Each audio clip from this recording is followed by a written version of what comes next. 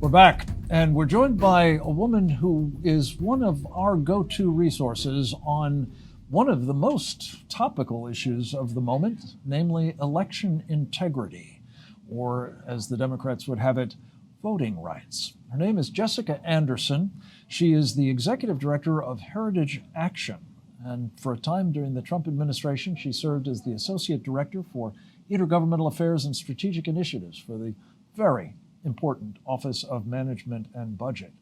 You can follow her as I do at Jess Anderson 2. And we're very excited to have a chance to visit with you in the midst of the melee that is taking place, I think it's fair to say, both here in Washington and recently in Atlanta, Georgia.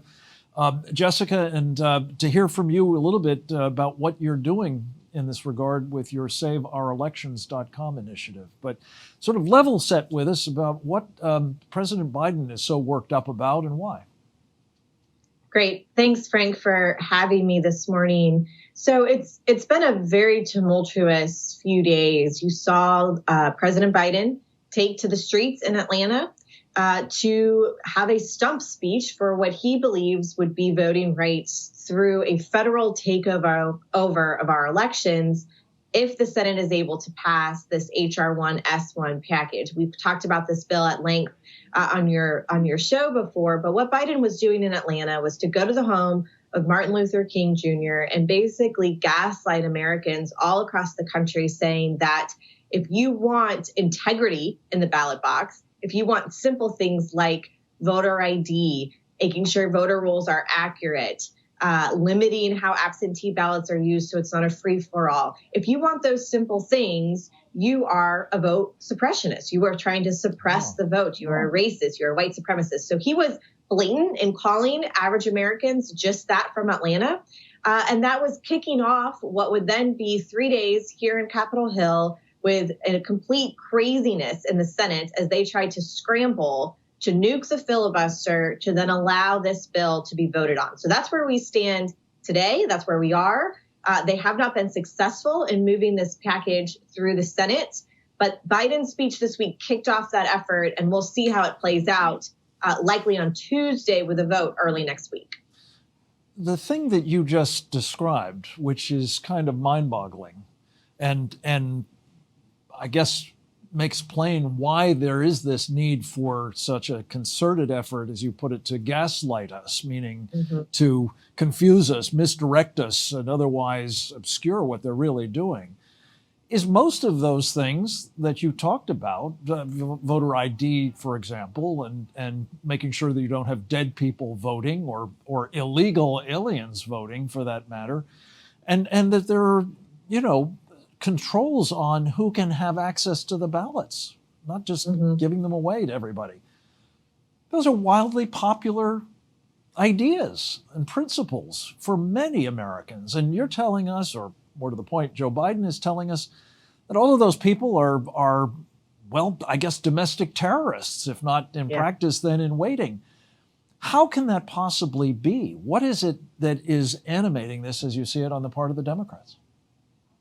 Well, look, the Democrat Party has gone completely rogue from any form of common sense principles or common sense understanding of how we view things like elections. I mean, voter ID, for instance, is continually supported by over 85% of Americans.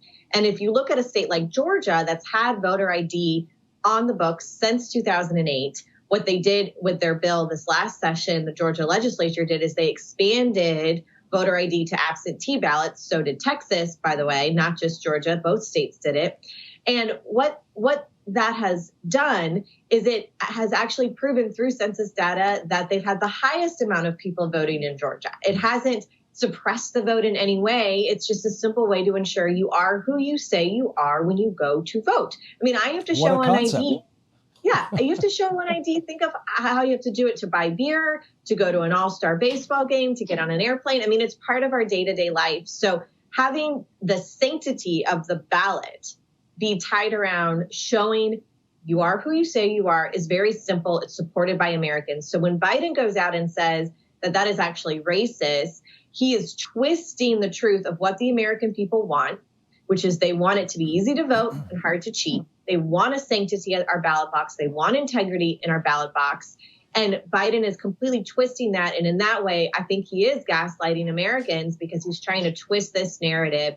And he's doing it because he's trying to show these states and say that the states are crazy. And that's why we need this federal overtake of our elections. States can't manage elections. Let's do it through a weaponized, politicized Department of Justice and Washington bureaucrats. This is all about their goal to pass the Corrupt Politicians Act.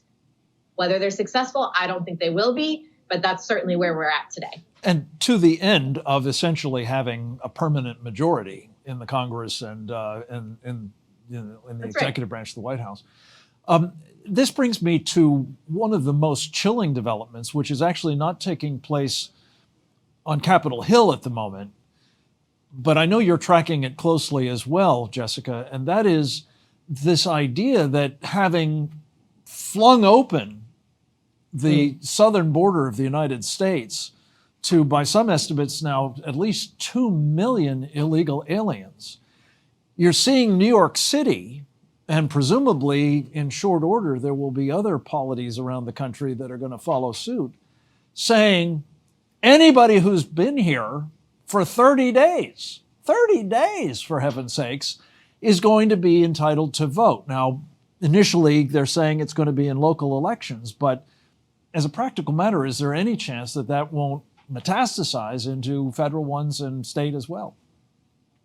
Only lawful United States citizens are afforded the responsibility of voting. So when the left tries to say, okay, let's allow illegal aliens, illegal immigrants here illegally to vote, they're actually breaking the law. That is an unlawful effort. And they're blatant about it, right?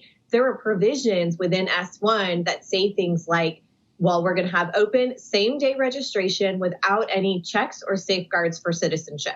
Well, what does that mean? That means if you illegally cross the border on, let's say, a Thursday, and you want to show up on a Tuesday of an election and do same-day registration, and no one's checking your ID, no one's checking your citizenship, then you can sure go ahead and vote right then. So New York City, unfortunately, they're first out of the gate in trying to take advantage of the crisis that they have created at the southern border to then flood in all of these additional illegal alien votes. It is a mistake. It is unlawful. And I think the rest of the country is going to learn from New York in this regard and hopefully clamp down on it and not allow states to go down this path. It is a dangerous path for the veracity of our country's elections. Yeah, well, it would effectively finish off free and fair elections, even if you don't get this kind of legislative mandate for getting rid of that practice. And so when you look at this, the stakes really couldn't be higher, could they, Jessica? And this brings me to the campaign that you've been leading at Heritage Action, SaveOurElections.com. Tell us about it. Tell us what it enables people to do about the kinds of really serious threats. They talk all the time about, democracy is imperiled. It's hard to imagine anything that more imperils democracy in the proper sense of the word than these kinds of shenanigans in the name of voting rights. But what are you trying to do to help Americans stave this off? Well, the Save Our Elections effort is a comprehensive national campaign to do just that. It has two goals in mind when saving our elections: blocking this federal overreach of our election system, and then tackling state reforms that are based on voter integrity and ensuring that people have sanctity in the ballot box. And so you can get involved in the Save Our Elections effort, whether you're in a state like Florida or Georgia or Texas or Arizona or South Carolina, Tennessee, states that are tackling these issues on the state level, or nationally by continuing to call Senators Manchin, Senator Schumer, Senator Sinema of Arizona, and urging them to vote no on this bill. And I include Senator Schumer there because he needs to hear that normal Americans like you and I, Frank, we don't want this nonsense being passed. Of course, the legislative angle is with Manchin and Sinema. They are key to this because they have come out in support of the filibuster. And let me just take a second to explain how the filibuster interacts with this, if I could. Sure. The filibuster is the opening vote. Nuking the filibuster would be the opening vote. It would be the opening salvo to then moving on to this bill. So it's a two-step power grab.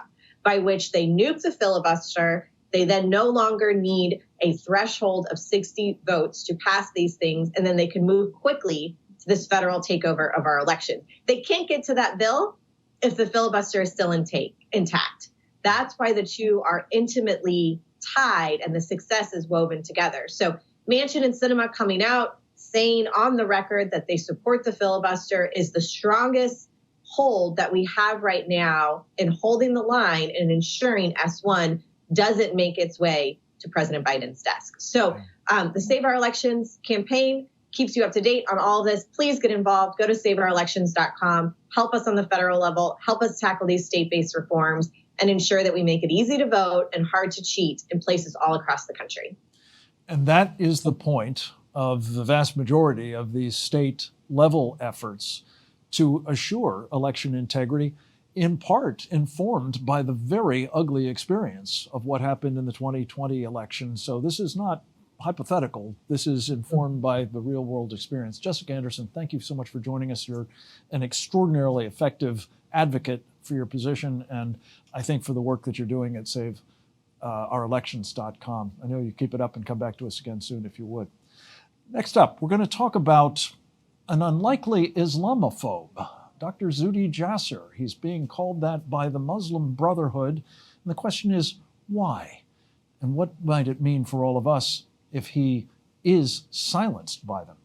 Right after this.